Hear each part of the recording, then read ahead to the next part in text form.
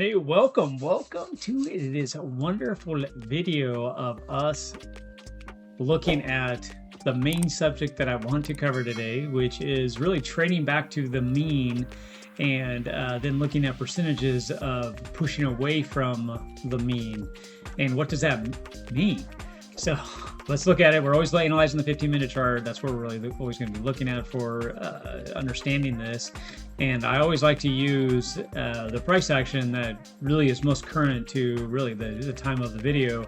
That way, if you ever want to go back, it's a quick reference point that you could practice and develop yourself within that. So let's go ahead and get into that and take a look at getting back to the mean of the chart. So what does that mean? So the 200 actually is the mean, is what I'm referring to. So when price action pushes away from it, it wants to come back to it. And there's a little more in depth in this, but let's make it simple, right? Depending on how you trade, if you're trading our style, we like to look at the session open that locks in a time frame that we're going to be looking at price action. So we always use the New York futures market open, which is actually at 8:30 Eastern time is when that opens up.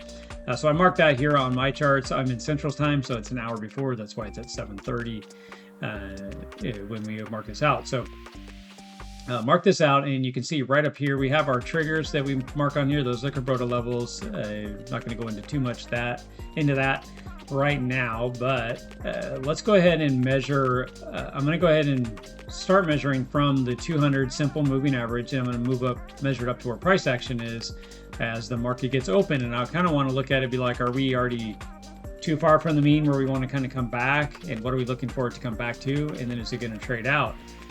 So let's go ahead and measure this out. And really, this is where kind of the price action opened up. So give or take right around this area. This is already at 1.7. A lot of times I like to be, anytime you start getting around 1.5 to 2.5, that's on a 15-minute chart, that's getting a little extended from the mean. A lot of times it'll either want to trade back or trade sideways. So you might say, well, how do you know which one that is? Well, that's where you have to go to your higher time frames, and then you can look at RSI to see if they're overbought or oversold. This basically means that it's at the top of the RSI indicator or at the bottom of the RSI indicator. Now, to make it simple, so if you look at the current time frame this morning, if I go to the 1 hour here, you can see it's at the top. Very simple, right? It's at the very top. So this more likely is going to want to trade down for the day. Doesn't mean it will, though. That's why you don't want to just go take a short, in this case, a pullback to the mean, which you could trade that way. There is potential in that, but that would be, it's not really clear because you can go back and you see the same thing happened here, right? So I'm going to go back one day. So to give you a reference, this is actually Monday, May 5th, or Tuesday, May 5th. If I mark that the way I did earlier, you're at 2.4. So again, you're very extended from the mean. So it's going to pull back. Not necessarily, and we can go back into the 1 hour and take a look. That's right here. So the 1 hour is extended. It's saying that it wants to pull back as well. But how come it didn't pull back here and here it did? Well, that's what I'm referring to. That's why you got to be careful on I'm going to take a short instead of a long. Because really we just traded sideways in here and we started to break down, and this is where you could look at taking that short when you're breaking down off of a trigger. Well, this isn't actually looking at the triggers for that day. We could pull them up, but really you can see as it came back into the mean, it did get down below that 1.5, and we found a bottom in the interaction, and then this broke up. Actually broke through the trigger right up in here somewhere, and you could have looked at taking this trade here and taking this as a run up, pushing off to the mean.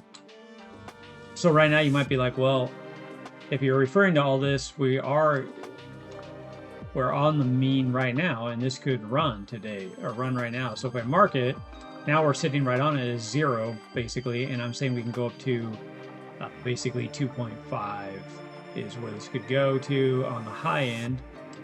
So if we mark that out, that's somewhere right up in this area is what we could go to, or 1.5, right, is kind of that range that I'm giving you. to kind of give you an idea. Now we could analyze this and see kind of where these two areas land. So this is basically 1.5. This is the 2.5. If this starts to show reversal and push up, we can go ahead and get up in that area. What I'm not excited about is right now I want to see this start to all kind of reset and show that it wants to push up. I do show that it is trying to do a little bit of rotation, a little bit in that area, but it's not real exciting. The 1 hour is burned out, which is a good thing. It's fully dropped down, and it could show reversal. Well, I want to wait for this to, again, start to turn here and show that this could go up. That's okay for me if I don't get in the perfect bottom, because it'll actually rest down here is what we'll see it do before it fires. Now, if we go out to the longer time frames, there again, all rolling over, but you got to remember 4 hour and 8 hour, you really could take a chart and look at it really 6 candles.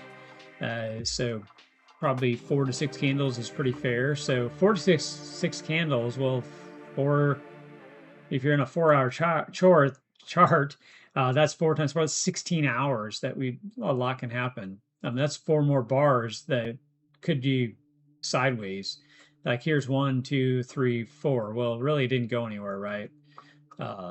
So I'm just pointing that out because if you're, or this is the 1 hour, sorry. But if you're looking at the 4 hour, you had, 1, 2, 3, 4. It did go up and down. It went in a lot of areas during that 16 hours, but really in the big scheme of things, it didn't really come back that far. It just really kind of ran up, went up and down, and then ran up again. So this could bounce all the way back up in here somewhere and then roll over. This is what I'm pointing out. The higher time frames are a lot bigger time to play out. Now the 1 hour, we're looking at it. This could actually show reversal and head up and find out, like I was saying here on the 4 hour, this could run up and even test this upper area right up around this 0.5, which that would be a perfect zone for it to pull back into before it wants to break down. We don't really know. That's just probabilities. And right now the probability hasn't really given you a clear picture. You just want to be careful, and that's what we're pointing out, because we're on the mean, and that was the whole point of what the video is trading back into the mean. And now what do? Well, that's kind of what I was pointing out, was breaking. Are we going to push away from the mean and head up, or are we going to go ahead and start to break down? Which, if it starts to break down, I expect it to break down, pull back up to the mean before it tests it, and then fails for us. And that's where you could get in a nice short and short this down. Now, if this holds here, you'll start to see a rebuild strength. This will be down here at the bottom. It'll be ready to run. The 1 hour will also be turning like you see right now, and it'll run and push up. If you're looking at a 50-50 right now, and what do I want to do? Well, we need to see this show that it wants to get down on the bottom and turn. The 1 hour says it can get down on the bottom and turn, so great. Then we can get a nice little push up here. That's a nice way to trade off of that. Or this goes ahead, and when it turns, it pulls price action down into the slower area. Then they're obviously still going to turn because they're already exhausted down here. They'll turn and start to run up. So will the 1 hour, it'll turn and run up. But that's where I'm going to start be careful, because really it's going to run back up and be rejecting on the mean and then actually trading away from it. That's kind of how you can use a 15-minute and trade to the mean. As you can look back in price action, when I was showing you, you can't even see as it's on the mean, like right here. And when it runs out, if you have the fuel in the tank on the bigger time frames, this will run. And this ran all the way up to a little over 2.5. So even if you traded this down at the 1.5 and you took it off, still a really good move right through here, or you could have traded all the way up there. Great trade, a great opportunity. So that is basically trading back into the mean on the 15-minute. And really the mean is your 200 simple moving average, and using a basic RSI to match if you have fuel in the tank in order to run it up or let it break down. Either way, you don't really care. You just understand how to read it. So, all right, guys, I will let you have the rest of your time back and your day back. Hopefully this got a little bit of information for you, and we kind of stayed on subject and helped you out. Go ahead and like and subscribe. Put any comments you have on trading back to the mean. I'd love to hear it in the comments section. Even if you think this idea is crazy, I'd love to hear it, because that's really what makes money, is being crazy. So, all right, guys, we'll see you in the next video. Talk to you soon.